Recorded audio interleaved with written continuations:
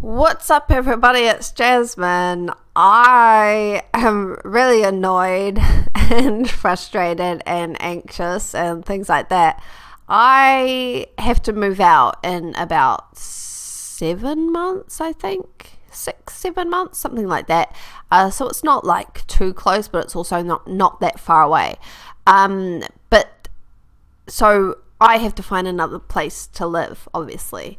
But the thing is that I don't know if I get to stay in Sweden or not. I'm still waiting for my decision from the migration agency here in Sweden, and that is going to take at least another 4 months. So yeah.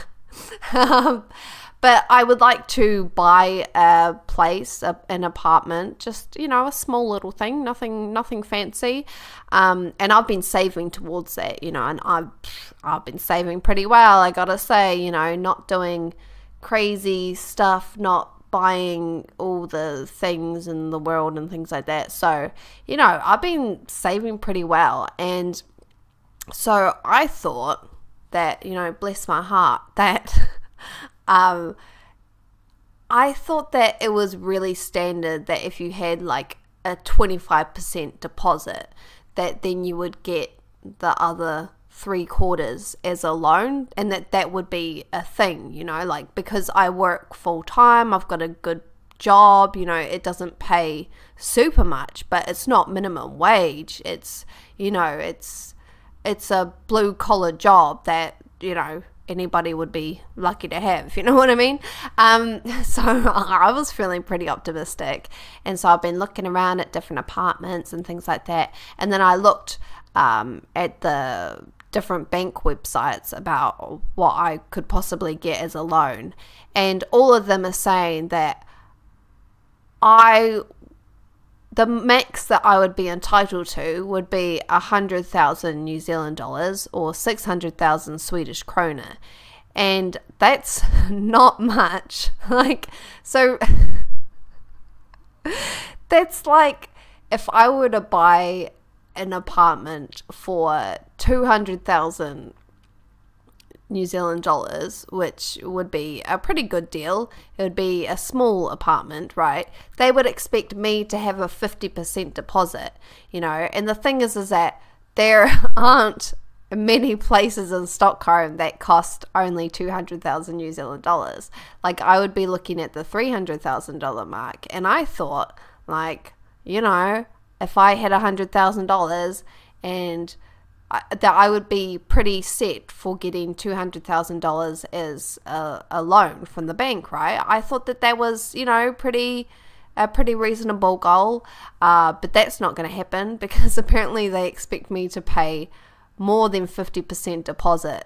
They are expecting me to pay like $200,000, and they would give me $100,000, and I'm like, are you serious?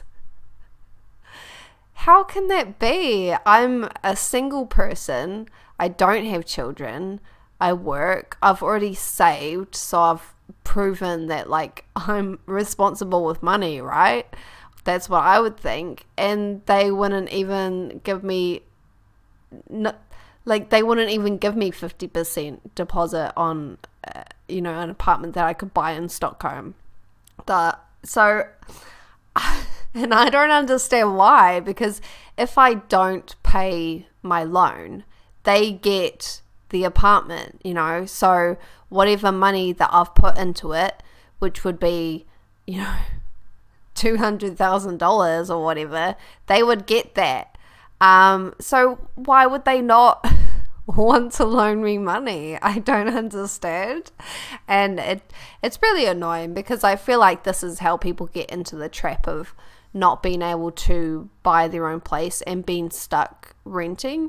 Because a lot of young people, and I mean, I'm not even that young, I'm 25 now, right?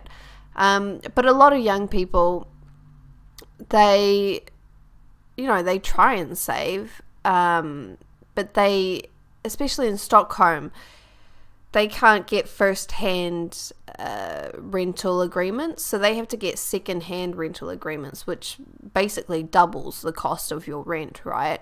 So they're spending so much money on rent that it becomes really difficult to save enough to get a deposit on a house.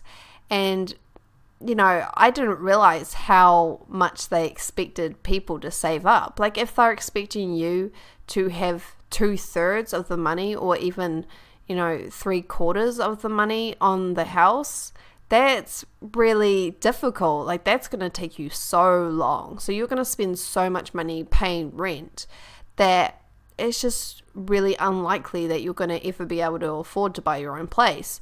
And then if you want to have children, I mean, realistically, people expect that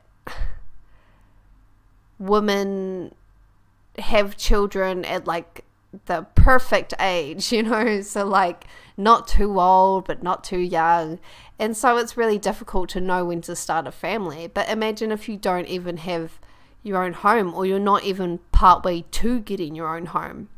How would you feel comfortable, you know, bringing a child into that situation? And obviously a lot of people have to do that, and then that pushes their dream of owning their own home even further away. And we're not even talking about like a house. We're talking about a small, you know, for me, I would be lucky to get a 1-bedroom apartment. It's more likely that I would get a kitchen and a room that would be both my lounge and my bedroom. So like, and that would cost like $300,000. So it's just, I feel really down about it, because I have been working really hard, and now I feel like, why did I do all of this? I mean, obviously it's a good thing, like, that I'm able to save and I can trust myself to save, but it's really freaking annoying that the bank doesn't trust me to pay my loan.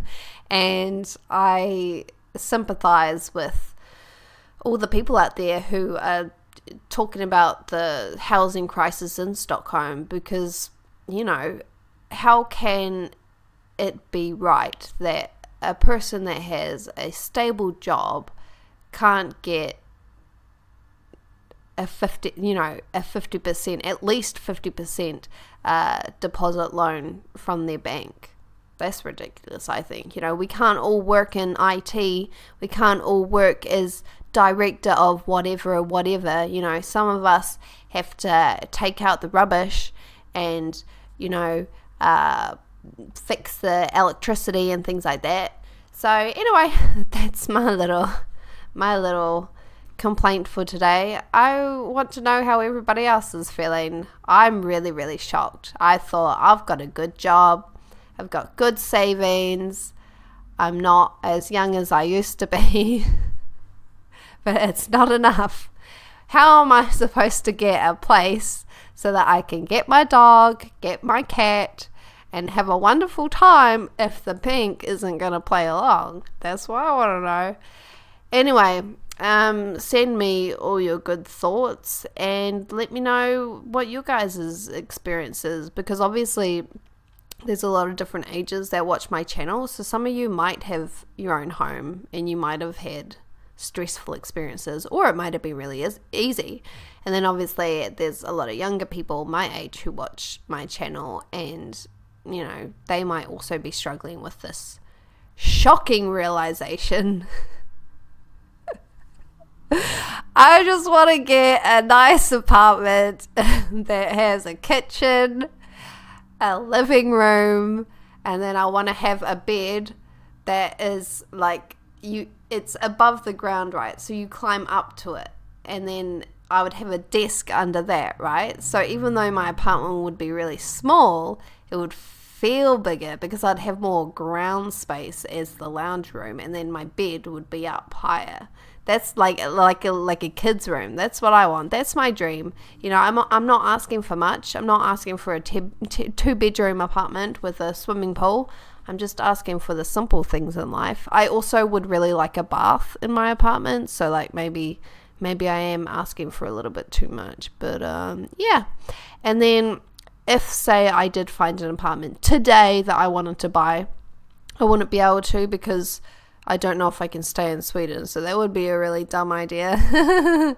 But yeah, so in about 4 months, everything is going to go, and I find out if I get to stay or if I have to go, and then I have to stressfully find a place to live. And yeah, life is like that. Anyway, thanks for watching, everybody. I'll catch you all next time. Have a wonderful day, and don't let the realization of your dreams being crushed put you down.